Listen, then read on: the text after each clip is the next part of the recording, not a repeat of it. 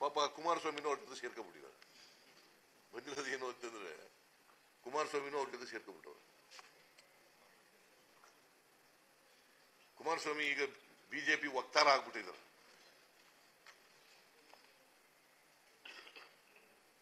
BJP ವಕ್ತಾರ. ಅವರು ಟೀಕೆ ಮಾಡೋದು, ಬಸವರಾಜ ಬೊಮ್ಮಾಯಿನೂ ಟೀಕೆ ಮಾಡೋದು, ಅಶೋಕನೂ ಟೀಕೆ ಮಾಡೋದು. ಇವ್ರಿಗೆ ಬಹುಶಃ ಬಜೆಟ್ ಅಂತಂದ್ರೆ ಏನು ಅಂತ ಗೊತ್ತಾಗಿದ್ದಿಲ್ಲೋ ಗೊತ್ತಿಲ್ಲ ನನಗೆ. ಬಿಜೆಪಿ ಅವರಿಗೆ JDS ಬಜೆಟ್ ಅಂದ್ರೆ ಏನು, ಬಜೆಟ್ ಮೂಲಕ ಏನ್ ಮಾಡಬೇಕು, ಬಜೆಟ್ ನಲ್ಲಿ ಏನೇನಿಲ್ಲ ಹೇಳ್ಬೇಕು.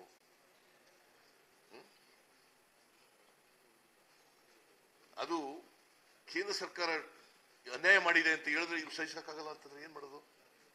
ಅನ್ಯಾಯ ಮಾಡೋದು ಸತ್ಯ. ಹಿಂಗ ಅನ್ಯಾಯ ಮಾಡ್ಬಿಟ್ಟಿದಾರಪ್ಪ ಅಂತ ಹೇಳಿದ್ರೆ ಅದು ಕೇಳಕ್ ತಯಾರಾಗಿಲ್ಲ ಅಂತಂದ್ರೆ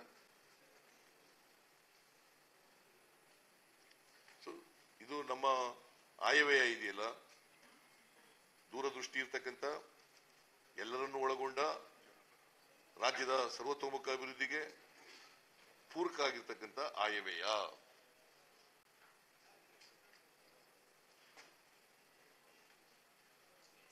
ಬಹುಶಃ ನಾನು ಎಲ್ಲನೂ ಹೇಳಕ್ ಹೋಗಲ್ಲ, ಯಾವ ಇಲಾಖೆನಲ್ಲಿ ಕೃಷಿನಲ್ಲಿ ಏನ್ ಮಾಡಿದೀವಿ,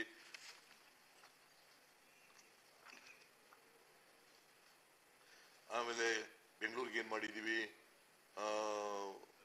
ಇಂಧನ ಇಲಾಖೆಯಲ್ಲಿ ಏನ್ ಮಾಡಿದೀವಿ, ಸಮಾಜ ಕಲ್ಯಾಣ ಇಲಾಖೆಯಲ್ಲಿ ಮಾಡಿದೀವಿ, ರೂರಲ್ ಡೆವಲಪ್ಮೆಂಟ್ಗೆ ಏನ್ ಮಾಡಿದೀವಿ, PWDಗೆ ಏನ್ ಮಾಡಿದೀವಿ, ಎಲ್ಲನೂ ಹೇಳಕ್ ಹೋದ್ರೆ ಮತ್ತೆ ಭಾಷಣ ನಮ್ಮ ಜಾಸ್ತಿ ಆಗ್ಬಿಡ್ತದೆ. ನೀವು ಬರೆಯಕ್ಕಾಗೋದಿಲ್ಲ.